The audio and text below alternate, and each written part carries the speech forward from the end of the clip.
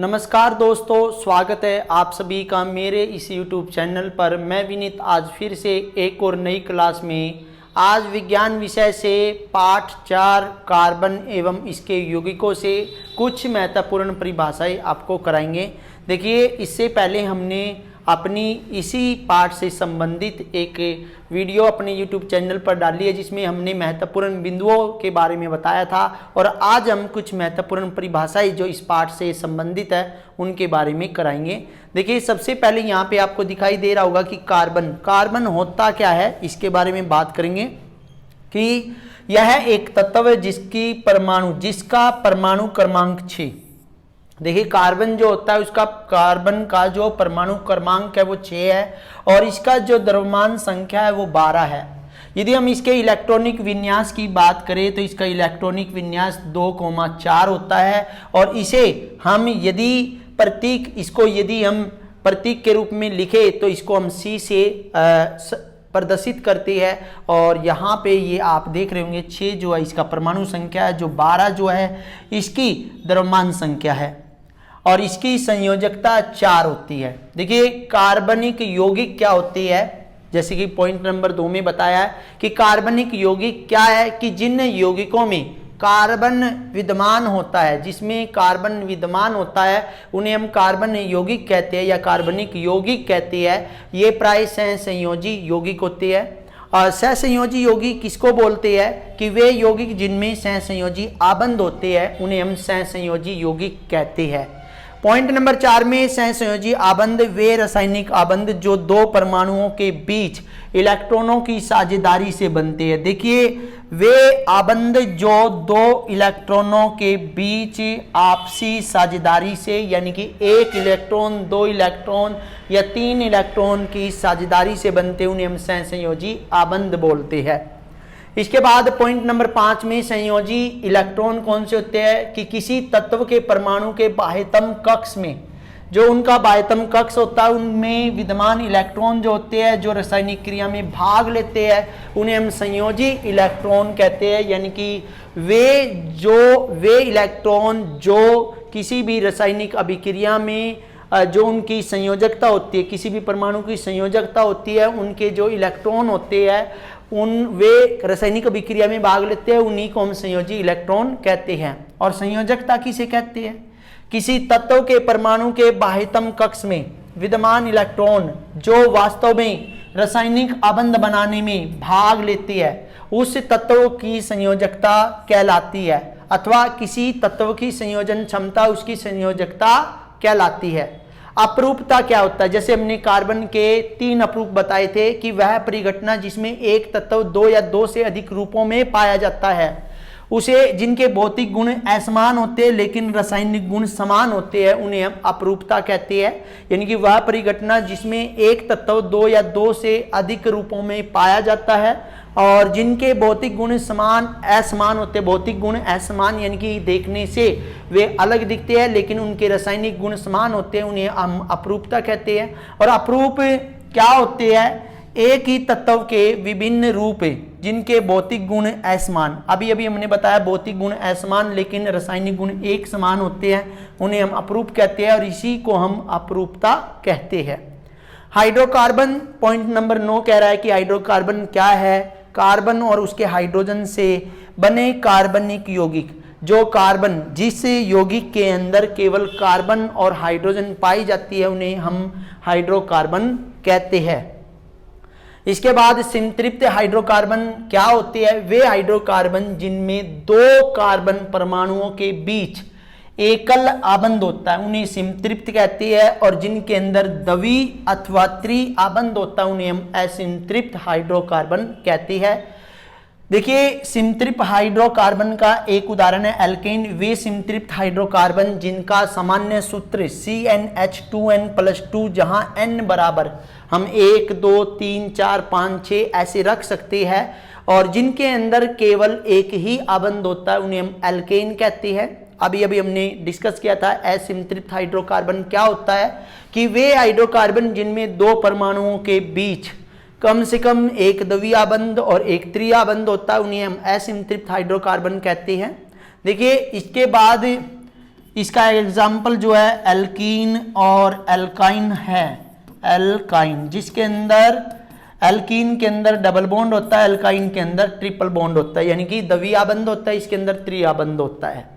समव्यय क्या होता है? कार्बन के वे यौगिक जिनका आणविक सूत्र तो समान होता है परंतु संरचना भिन्न भिन्न होती है। जैसे मैंने आपको बताया था पेंटेन की C5H12 की यदि हम स्ट्रक्चर ड्रॉ करें तो एक एन पेंटेन बनता है, एक आइसोपेंटेन बनता है और एक नियोपेंटेन बनता है, जिनका रासायनिक सूत्र तो सेम है लेकिन उनकी जो स्ट्रक्चर यानी कि जो उनकी संरचना है वो अलग अलग है।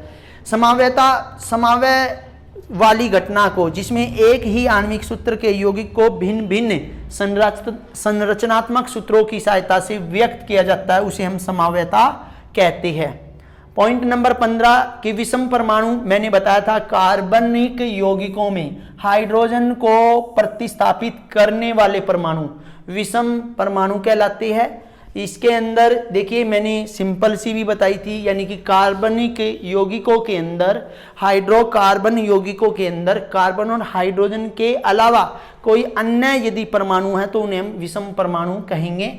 एल्कीन वे असंतृप्त हाइड्रोकार्बन जिनका सामान्य सूत्र CnH2n-2 है, जहाँ पे n बराबर हम कुछ भी रख सकते हैं, n बराबर 2 से रखेंगे 2, 3, 4।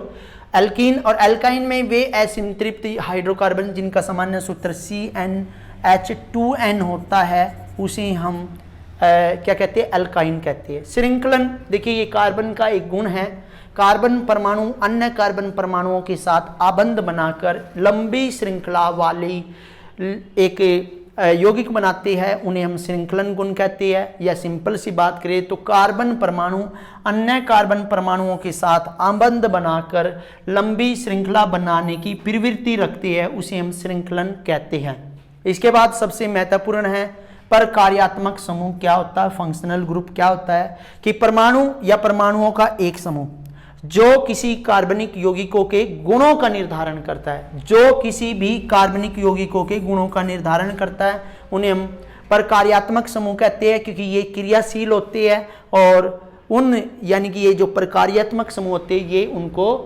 क्रियाशील बना देते हैं।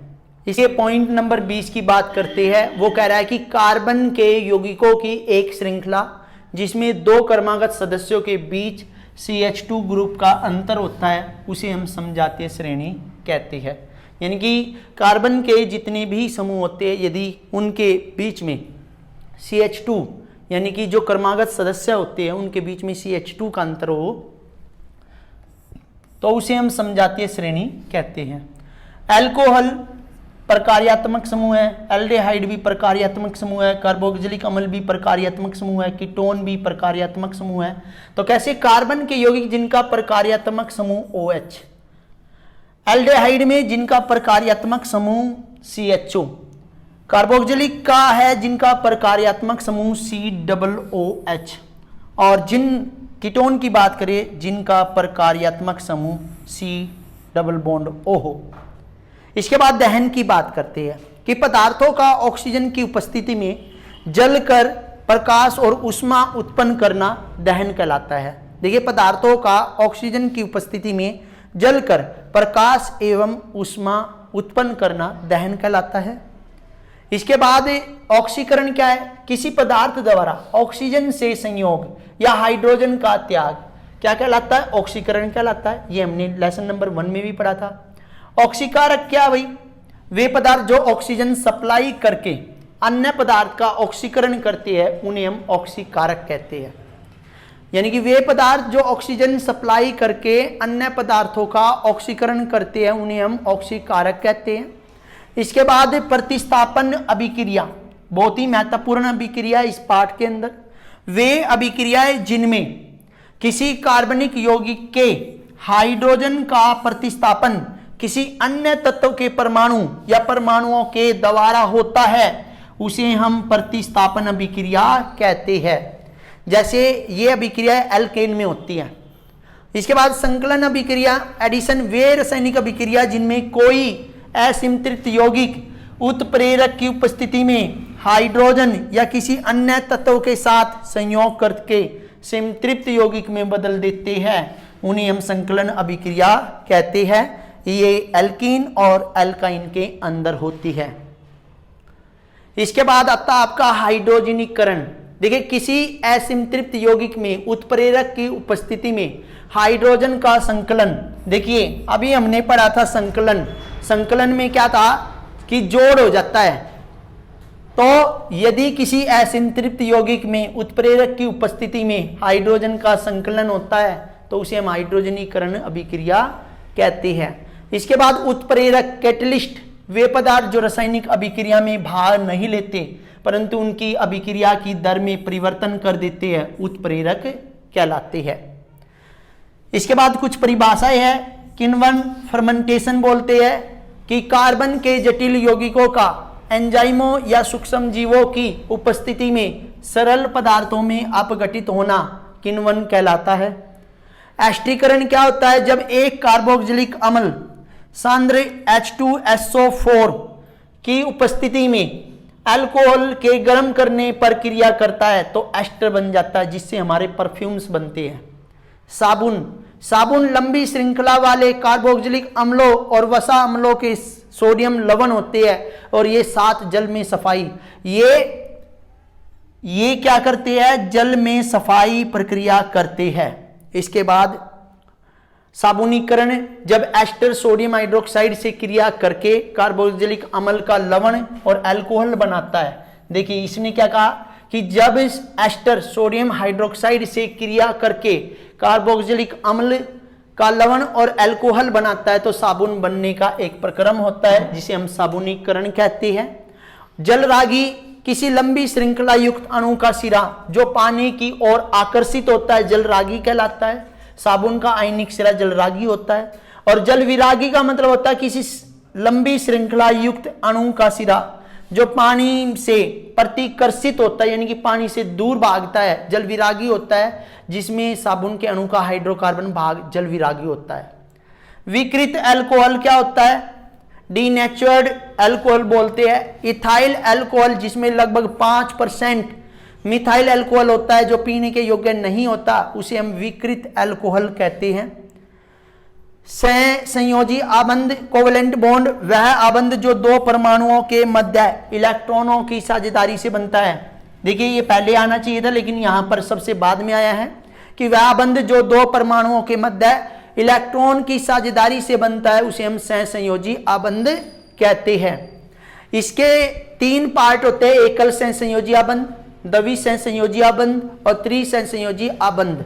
देखिए एक एक करके हम बताते हैं कि वह सहसंयोजी आबंध जो दो परमाणुओं के बीच एक युग्म इलेक्ट्रॉन की साझेदारी से बनता है, जैसे Cl2 में बनता है, H2 में बनता है, उसे हम एकल सहसंयोजी आबंध कहते हैं। द्वि सहसंयोजी आबंध का मतलब क्या होता है कि वह सहसंयोजी आबंध जो दो परमाणुओं के बीच दो युग्म इलेक्ट्रॉनों की साझेदारी से बनता है उसे हम द्वि सहसंयोजी आबंध कहते हैं, जैसे ऑक्सीजन में बनता है। कैसे बनता है? देखिए हाइड्रोजन का हमने बताया ऐसे, ऑक्सीजन का हमने बताया इस तरह। त्रिसहसंयोजी आबंध वह सहसंयोजी आबंध जो दो परमाणुओं के बीच 3 युग्म इलेक्ट्रॉनों की साझेदारी से बनता है उसे त्रिसहसंयोजी आबंध कहते हैं, जैसे N2 के अंदर बनता है। कैसे बनता है? N ट्रिपल बॉन्ड, त्रिआबंध। ठीक है, देखिए जो हमने कोवेलेंट बॉन्ड पढ़ा यानी कि सहसंयोजी आबंध पढ़ा, उसके हमने 3 पार्ट पढ़ाए आपको, एकल, द्वि और त्रि, जिसके अंदर एकाबंध, द्विआबंध और त्रिआबंध दो परमाणुओं के बीच में बनते हैं, उन्हें हम एकल, द्वि और त्रि सहसंयोजी आबंध कहते हैं। धन्यवाद।